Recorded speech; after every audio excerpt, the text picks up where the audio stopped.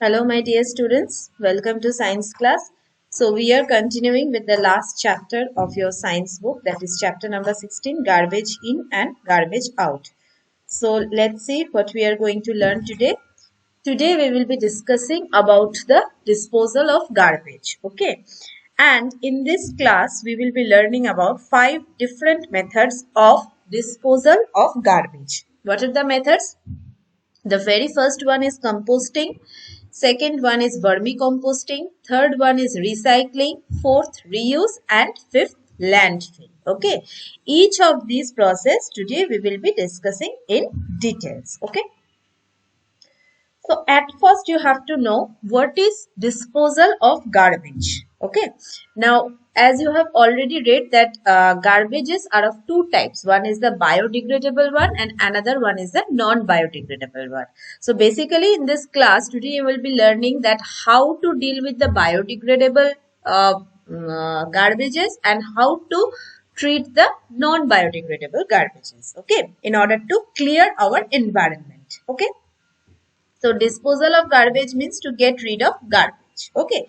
So first one is the composting, which is a very easy method. Okay. Now what is composting?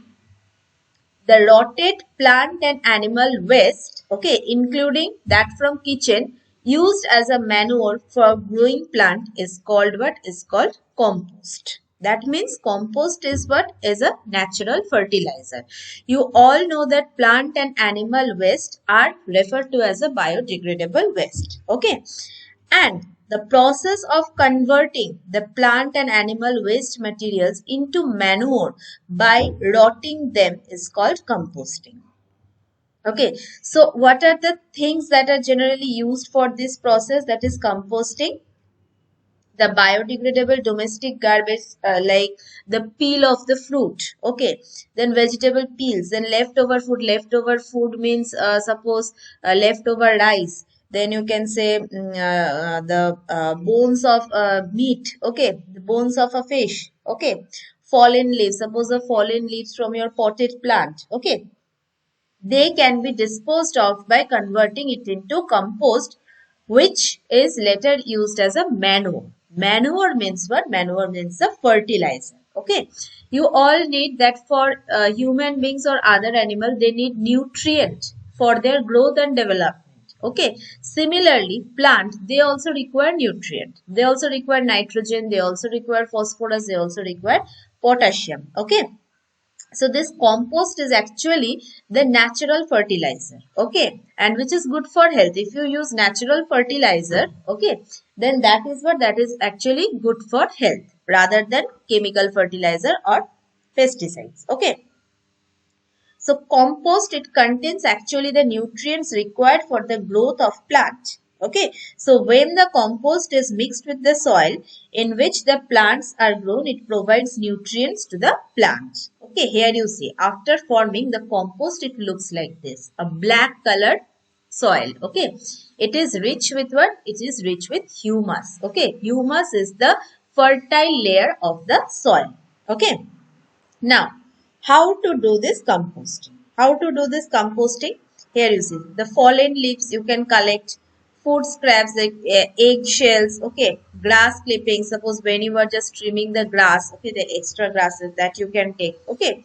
Use the natural process of decay to change the organic waste into a valuable humus-like material is called what? Is called compost, okay. And if you give this compost to plant, it will turn into a healthy plant because this compost, it actually contains what? It actually contains the nutrient, okay.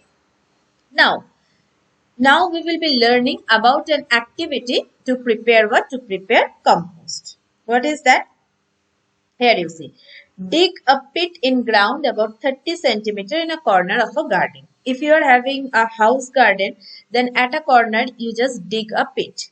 Or else what you can do, you can make a wooden box, okay, of what? About 30 centimeter deep, okay. Now dump, here you see, dump all the plant waste such as fruits and vegetable peels and leftover cooked food, fallen leaves into the pit on daily basis. Okay. Collect all the biodegradable garbage in one dustbin and instead of throwing it to the roads and street, better you just dump it into the composting pit. Okay, like this. Okay, or else you can make a wooden box, and here day after day you just keep on collecting it. You will find that as one day the pit, it will get filled to the top of the plant and animal waste. Okay, after that what you have to do, add few buckets of water. Okay, add few buckets of water, and then this pit, okay, when the pit it gets filled to the top, okay, add some few buckets of water and then cover it with a paste of soil, and you just leave it undisturbed for about 3 months. Okay, now soil contains what? Soil contains the microorganism, isn't it? Now the microorganisms present in the soil, microorganisms means over here it is referred to as bacteria and fungi. Okay, so they decompose this plant and animal waste material buried in the pit to form compost. Okay, so in this three way, here you can dig a pit. Okay, you can make a wooden box or like this. Okay, whatever. These are actually the examples of composting pit. Okay, now one thing you should note that you should not dump plastic, glass pieces or metal objects in the composting pit because they are non-biodegradable waste, as you all know, and they cannot be converted into compost by microorganisms present in the soil. Okay. Now, next comes what? Before we learn about vermicomposting, we have to know something about redworms. These are actually the redworms. Okay. Now, redworms, these are the kind of earthworm. Okay. Now, redworms, they have a remarkable ability to convert the plant matter. Plant matter means the fruit and vegetable peels and leftover cooked food, green leaves, into a very high quality manure, that is vermicompost. Okay. So, what is vermicompost? The very high quality compost made by redworm is called vermicompost. Okay. Now, what is the difference between this vermicomposting and traditional composting that I had discussed later? The difference is that in case of traditional composting, the kitchen waste is converted into compost by microorganism, that is bacteria and fungi, which is naturally present in the soil. But in case of vermicomposting, the kitchen waste, it is converted into compost by redworms. Okay, so this vermicompost, it is much better than manure than ordinary compost for the growth of plant. Okay, now how to do this vermicomposting? The method of making compost from kitchen waste by using redworm is called vermicomposting. Okay, so vermicompost, as I have already said you, that it is a very high quality manure. And now how you can prepare it? What are the things? Same way, you have to dig a pit about 30 centimeters deep in the ground, or else you just keep a wooden box at a place which is neither too hot or too cold. Okay, the place, it should not get direct sunlight. Okay, and you spread a chicken mesh. Okay, or a layer of the sand at the bottom of the pit. Now, the kitchen garbage, it contains fruits and vegetable peels, leftover cooked food, then tea leaves, use tea leaves. Okay, it is now spread over the chicken mesh. Okay, or the sand layer. Other waste plant materials such as green leaves, dry stalks, husks, pieces of paper, newspaper, cardboard, they can also be added. But remember, avoid plastic coated paper. Sometimes you will find your brown paper is covered with plastic. So laminated paper or plastic coated paper should be avoided. Okay. Animal waste such as cow dung, they can also be used for making vermicompost. Now in normal composting, you had to put lots and lots of water. But in case of vermicomposting, you have to just sprinkle some water in order to make the garbage wet. Do not use excess of water.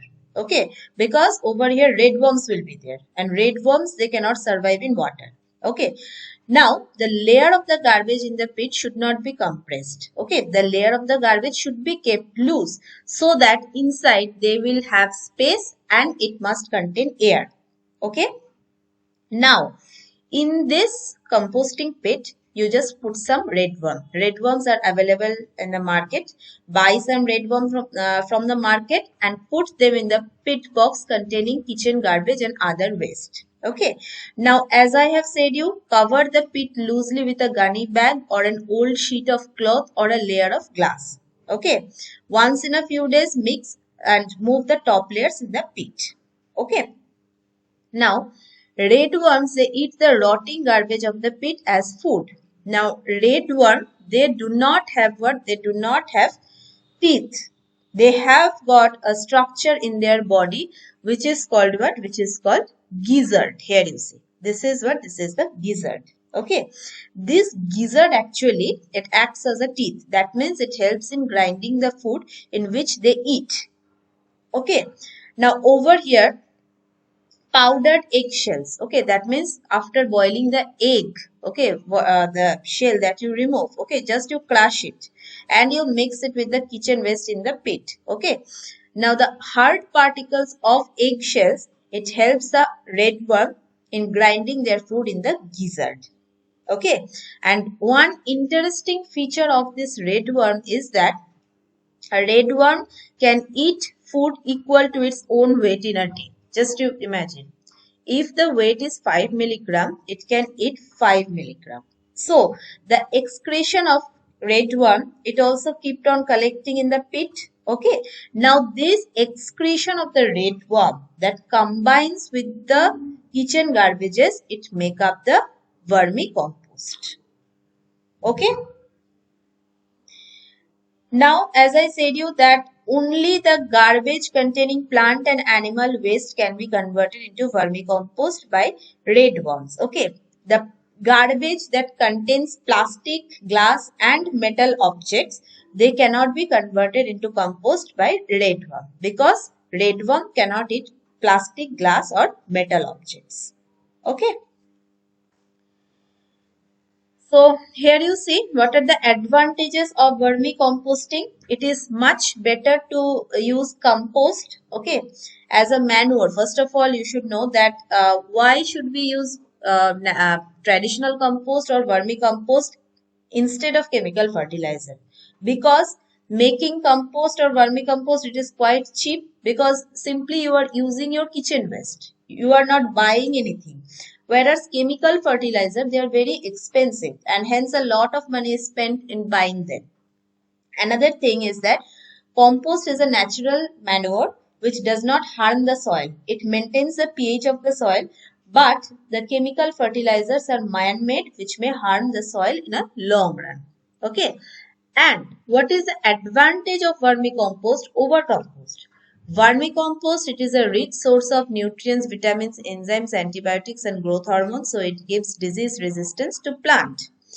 Then, nutrient content of vermicompost is higher than traditional compost. It is a valuable soil amendment.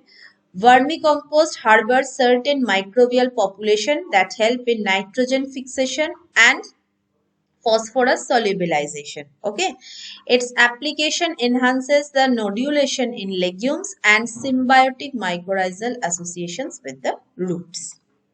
Okay. Now, the next three ways, okay, that you will learn is what? 3R. 3R. What are 3R? Number 1 is reduce. Number 2, reuse. Number 3, recycle. Reduce means what? In a normal English language, reduce means buy less thing. Avoid packaged food. If you avoid packaged food like chips, chocolates and all, if you avoid it, okay, then your generation of plastic will be lesser. Okay. Reuse. Drink from bottles that can be used again each day. Recycle. Put papers into recycling bins so that it can be made into new paper. So, now at first we will be learning about recycling. Okay. Now, the household waste like paper, then some plastic, glass, metal objects present in the garbage, they are recycled.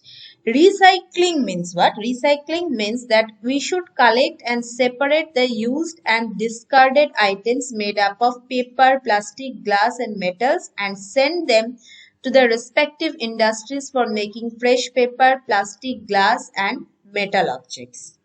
For example, I am telling you, The waste paper, such as old newspaper, magazines, then books, notebooks, etc., they are sent to paper mills where they are reprocessed to make new paper or cardboard.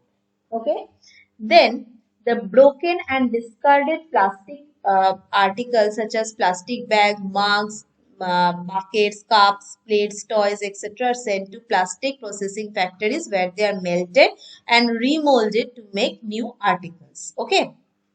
Then the useless glass objects, they are sent to glass industries where they are reprocessed to make new glass object. Okay.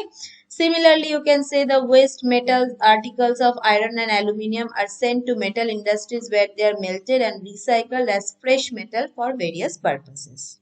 Okay.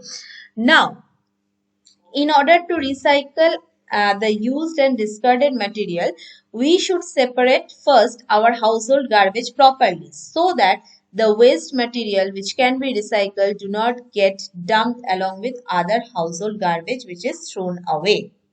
Okay. Now, recycle paper sources. What are that? Household, the newspaper, mixware, retail and wholesale. Okay. Office, institution, printers and converters. Okay.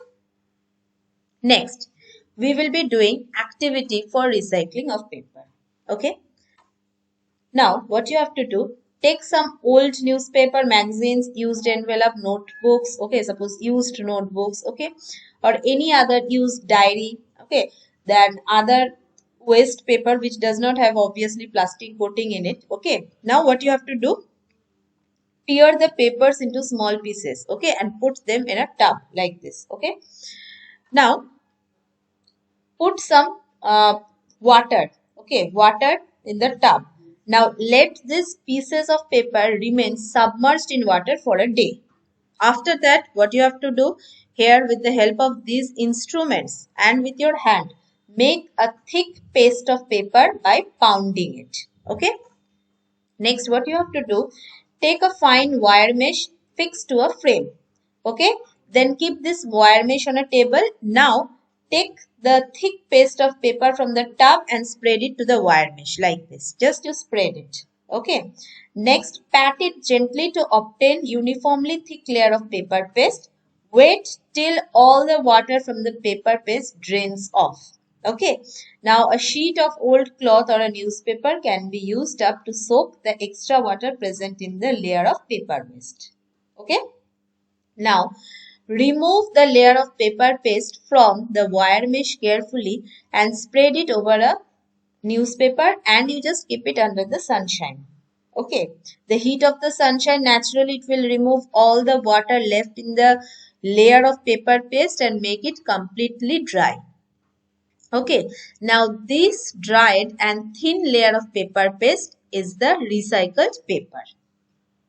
Okay, so since we have done this recycling of paper by our hand without using any machine, so therefore it is called handmade paper. Okay, and this recycled paper, this handmade paper, it is quite thick and coarse. It is not as thin and smooth as the machine made paper. Okay. Next is reuse. Reuse means what? If possible, we should use the same things again. That is, suppose the plastic jars in which we buy various food items such as jams, pickles, oil, ghee, etc. They can be used later for storing things like salt, spices, sugar, tea leaves, pulses, etc. Okay. Now the paper envelopes, they can be reversed inside out and used again. We can reuse the old chart papers to make files or greeting card. Okay.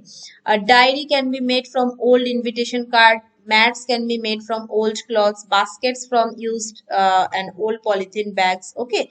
So the waste items which can be reused are, however, very, very limited.